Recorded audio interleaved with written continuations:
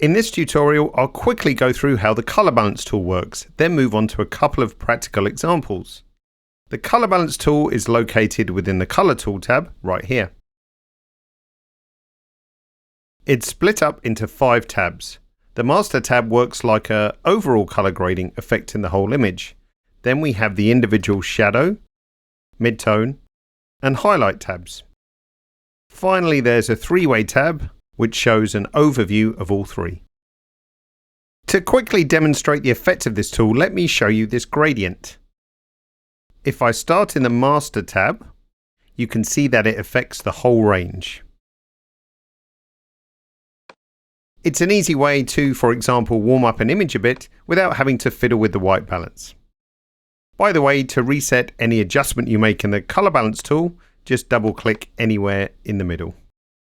Moving on to the shadows, you can see that the effect is just targeted to the shadow area. The same goes for the midtones and the highlights. The luma sliders on the side of each of the color wheels can also control the density of that particular range. Let's move on to some practical examples. First, I'm going to show you how to correct the color cast on this image. Let me drag the color balance tool out of the toolbar and expand it. It just makes it easier to work with.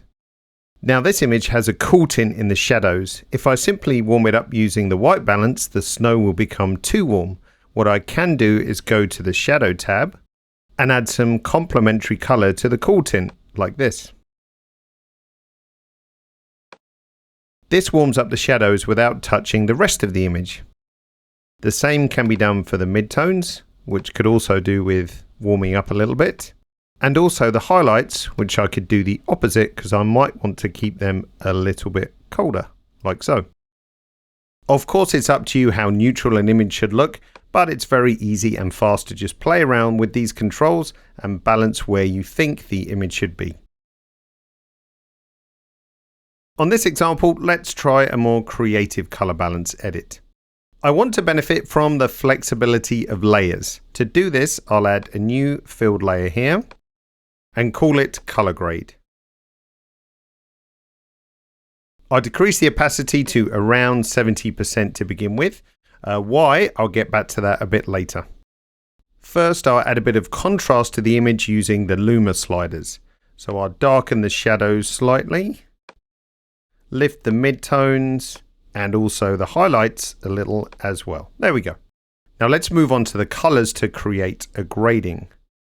I'll first add a little bit of teal to the shadows, then a bit of orange to the midtones, and I think I'll leave the highlights untouched. If I go to the Master tab, I could just overall warm up the image a little as well. Now, as I have the color grading on a layer with an opacity at 70%, the benefit of this is that I can increase the impact or strength of my color grading by increasing the opacity, or of course I can decrease it to lessen the effect as well. I think I'll settle with an amount around here. The color balance tool is really one of the fastest and easiest tools in Capture One to quickly color grade your image. If I turn the layer off, we can see before the color grading and then after.